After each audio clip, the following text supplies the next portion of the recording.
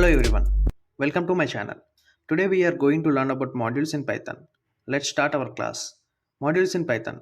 Modules in Python are a way to structure and organize by grouping related functions, classes, and variables into a single file. This helps in managing large code bases, reusing code, and improving code readability.